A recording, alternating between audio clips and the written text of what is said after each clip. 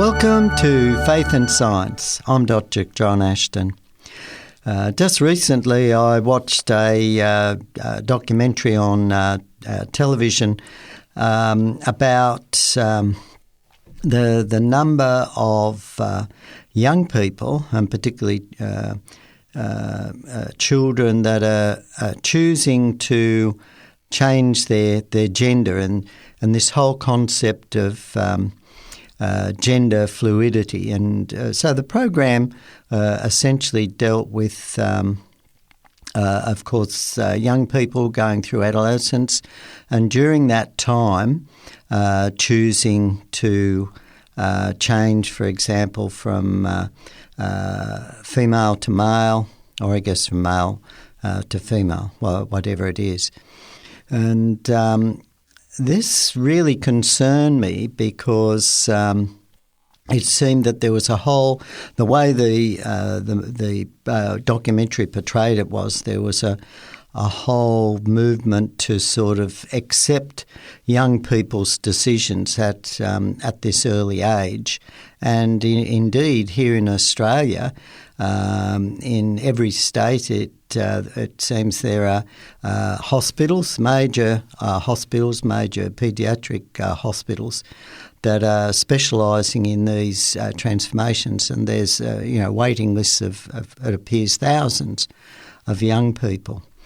Now, one of the things was they did interview a child psychologist, for example, who was very concerned about this. And one of the things that psychologist said was that young people should be encouraged to remain in at whatever gender they were, at least through adolescence.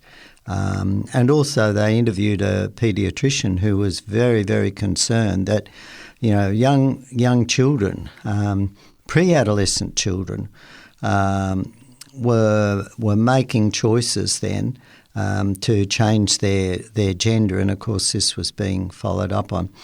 Again, one of the really concerning factors is that most of my understanding is that most of these transitioning programs, if taken to completion, are going to lead the person either infertile or else maybe in the case of young women unable to breastfeed their children if they choose to revert back from being a so-called male. And it also seemed from my reading of the science underpinning that it's actually impossible for a fertile female to change to a fertile male, or vice versa. And so therefore we have the issue that in my mind is a very serious moral issue, that these young people are being put on a course that could lead to them, and when they do mature and become adults, being unable to have children. Whereas if they had not undergone that process, they would have been able to have had a family. And so one of the things I want to talk about today was adolescence. Now, it's very interesting that we know as we read the Genesis account that in the beginning God made the male and female, and indeed Jesus affirms this. We can read about it in the book of Mark, chapter 10, verse 6, Jesus speaking, points out, "But from the beginning of creation, God made them male and female." And so this is a special thing, that we were made special. One of the things that happens, of course, when we're children, we grow up, we go to a change or a time in life where we actually change from childhood to adulthood. And this is called the period of adolescence. And I guess in a way it's analogous to, we have the caterpillar goes through a change and becomes a butterfly. And of course in humans the change is nowhere near that dramatic. Now, much of the emphasis that seems to be being generated in the media and so forth and on social media relates to sexual characteristics and the changes of the sexual characteristics. And I think one of the things that's overlooked is the period of adolescence also involves cognitive function development. So this is very important. So we change from this childhood cognitive function to a mature adult cognitive function. So we're able to process things, I would say in just general terms, much more maturely. There is also psychological development as well that runs in parallel with this. And so what is very concerning is that people, young people, prior to full cognitive development, to full psychological development, being encouraged to make choices that are going to later on be very difficult to reverse. That's not to say they can't be reversed, but there's quite a lot involved, as we can see, because the biochemistry of adolescence is very complex. One of the things, of course, that did concern me watching the program was that it appears that at least in one state of Australia, it's against the law to discourage someone from undergoing these sort of gender changes. So to me, that just seemed, given that the media is allowed to, or particular websites are allowed to promote it, it was illegal, I guess, to interfere in and try and encourage the person to just remain as they are. So I think it's important to have a look at the chemistry of this. Now, adolescence is characterised by the early phase, which is, say, 10 to 13 years, and then the mid phase, 14 to 16 years of age, and then the late phase, 17 to 19 years of age. So we can see really, people of 18, although they're considered legally adults in some states and some places in the world, they're probably the safest age to consider being fully developed as an adult would be the old-fashioned 21 years of age.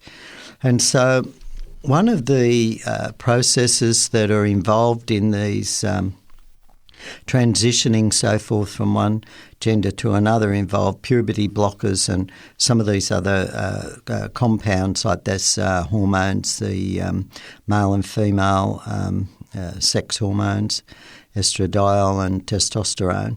So one of the things we need to look at then is this first part from the early stage to the mid stage of adolescence is called puberty. It's the first half of adolescence.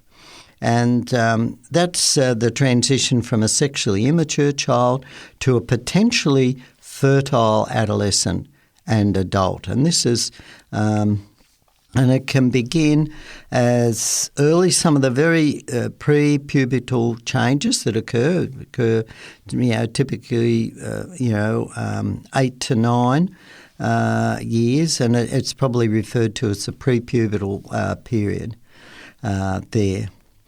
Puberty, of course, this change is influenced by optimum nutrition.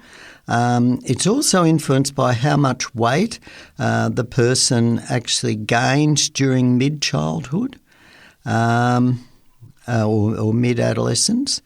And also there are genetic factors because there can be mutations to the chromosomes that can affect this development.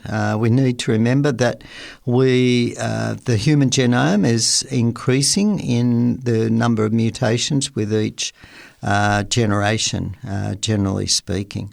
And as I've said, I've referred earlier on, this is one of the reasons on the basis of the increase in genetic mutations that we can't be, millions of years old. Matter of fact, we probably can't be more than about 100,000 years for life on Earth, just on that base alone. And my calculations earlier on pointed that, from the level of mutations that we have versus the rate of accumulation of mutations, it's powerful evidence that life on Earth is actually only less than 10,000 years old.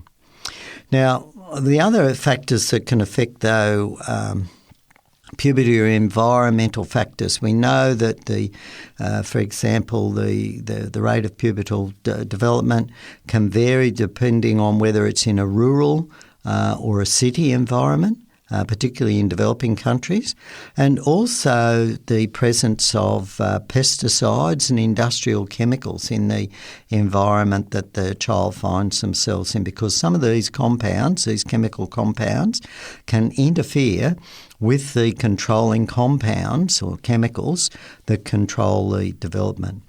So the whole process of this maturing from a child to an adult is essentially controlled by a small organ in the brain, the hypothalamus, which controls the biochemical balance in our body, and particularly the hormones. And so it controls the gonads, which are the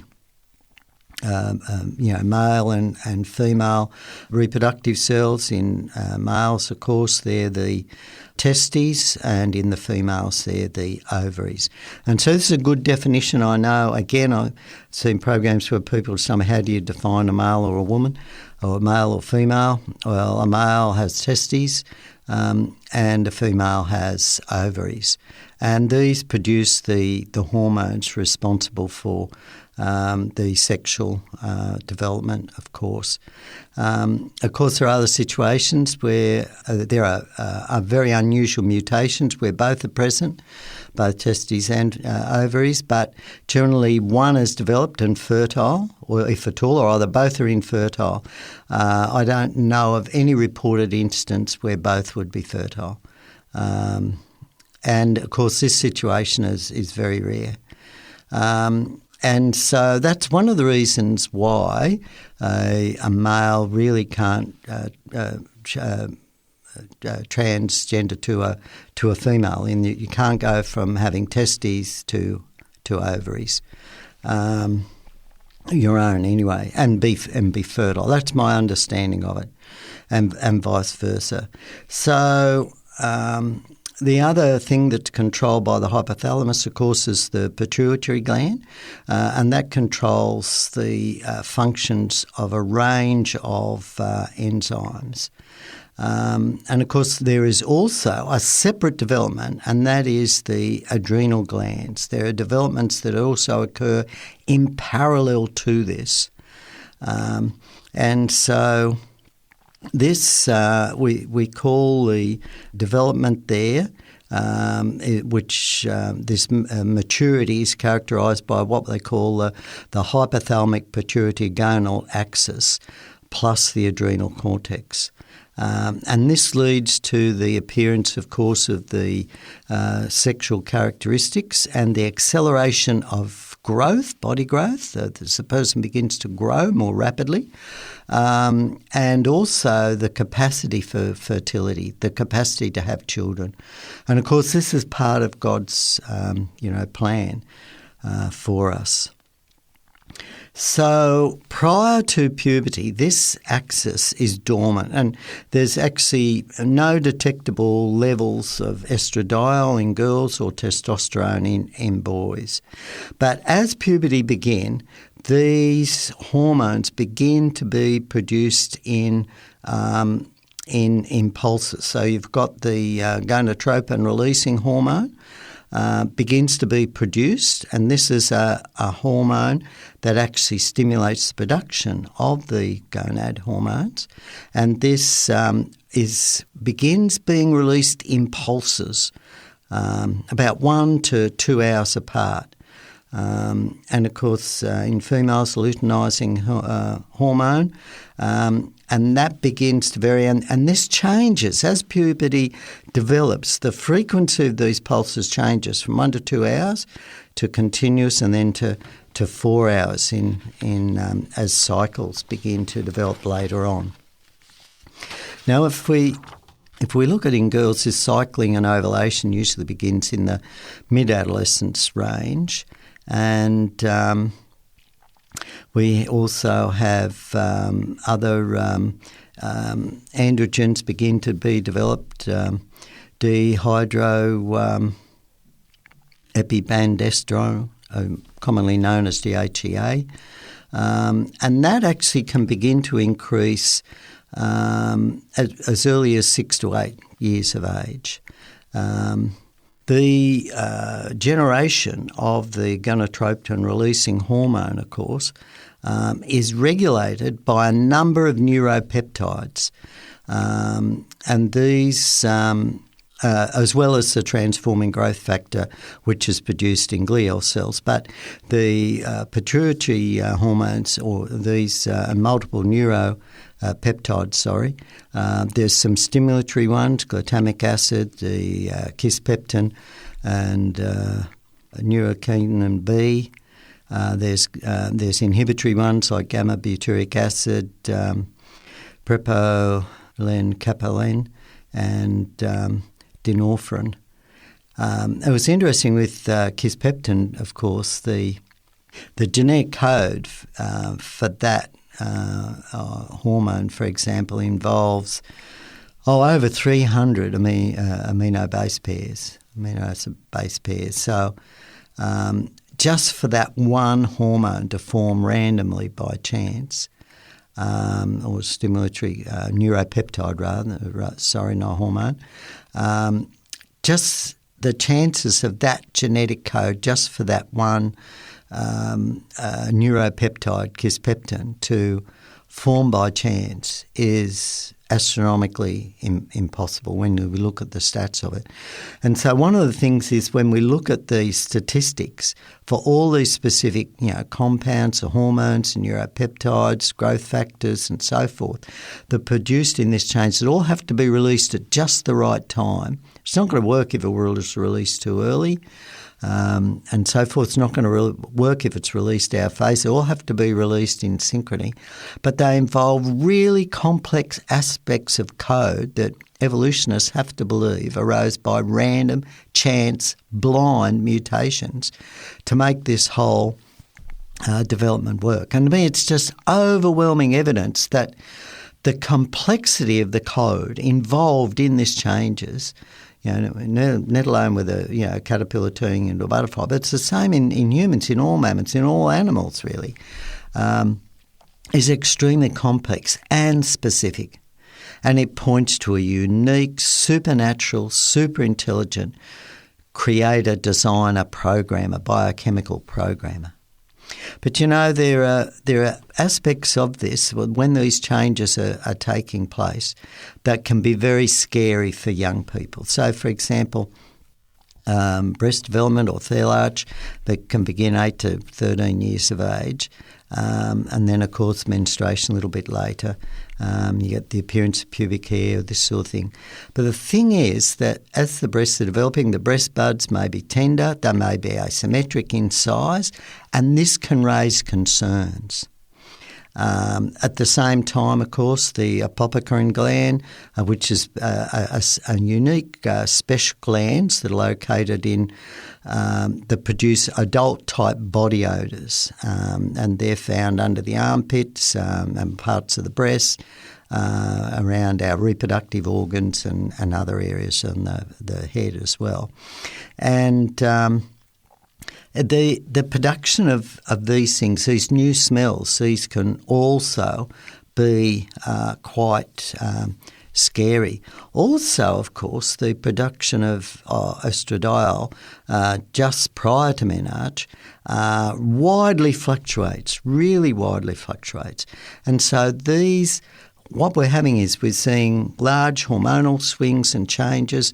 We're seeing changes in our body, in the body shape. There's changes in fat levels again. The rising levels of these gonadotropins released from the pituitary gland, like LH and FSH, follicle stimulating hormone.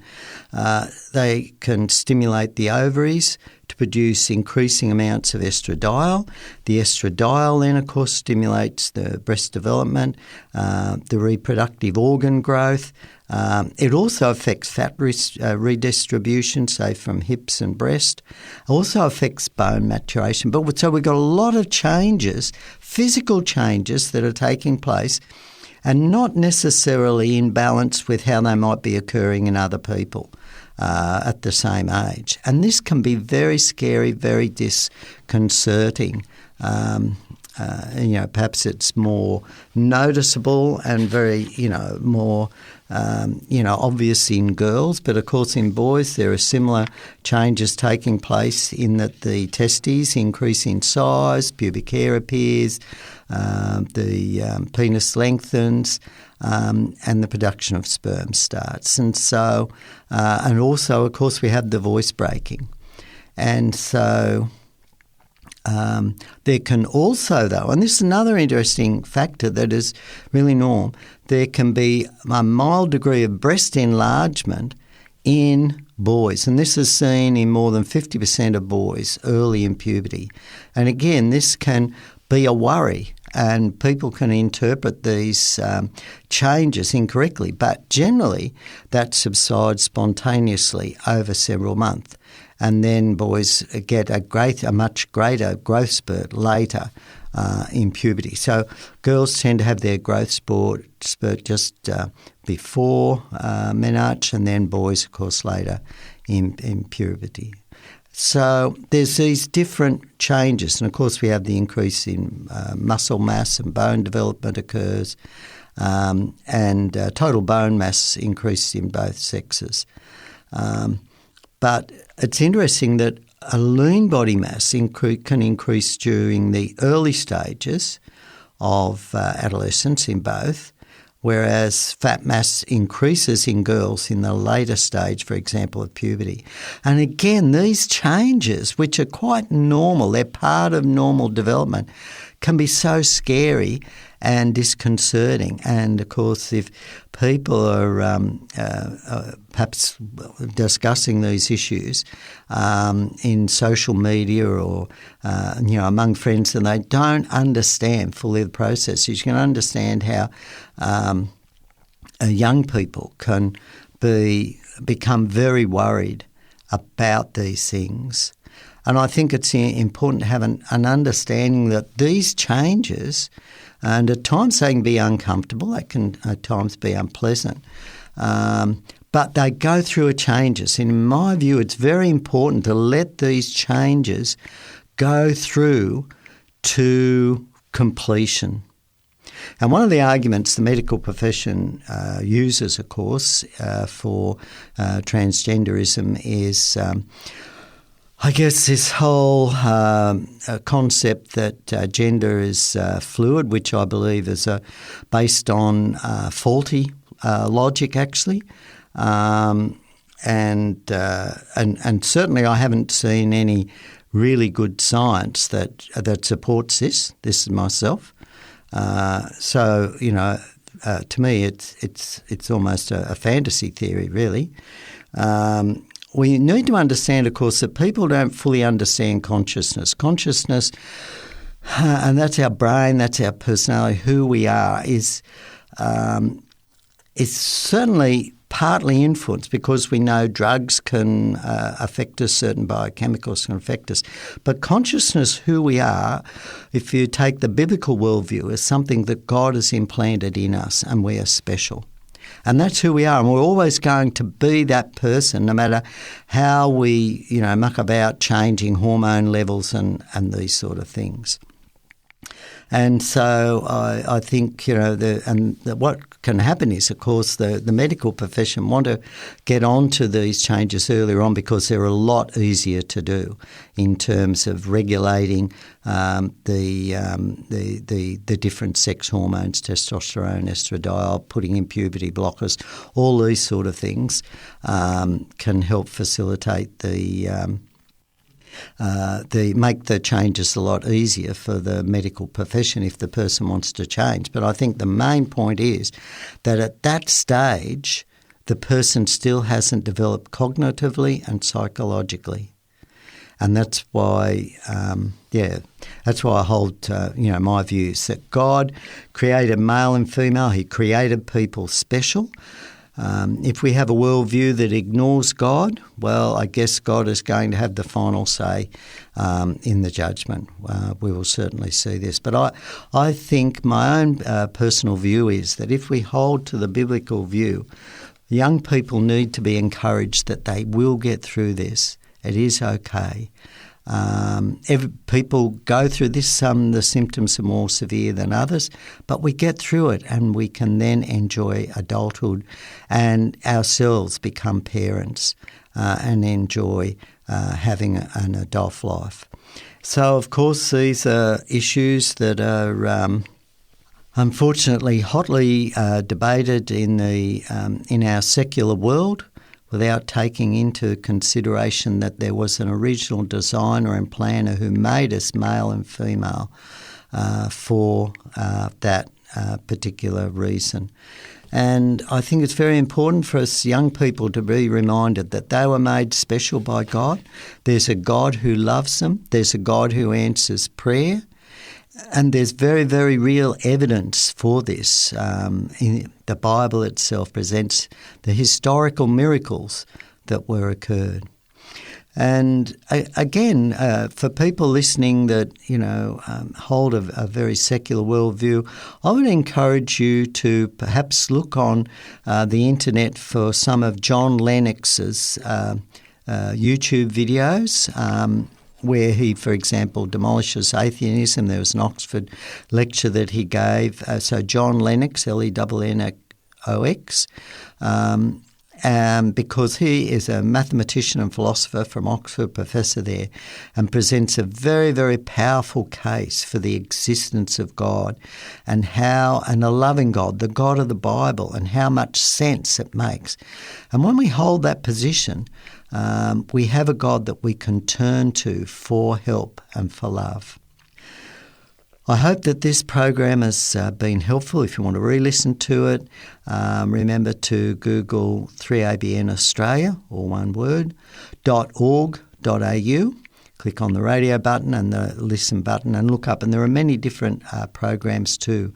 And remember that you can send the links to your friends on social media to encourage other people to find and discover these books.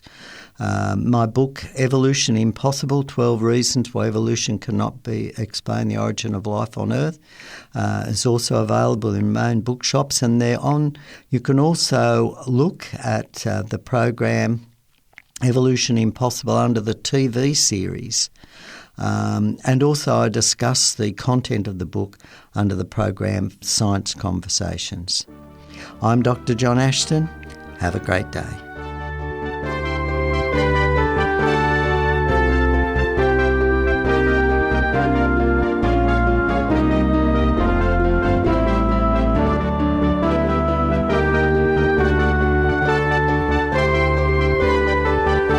You've been listening to a production of 3ABN Australia Radio.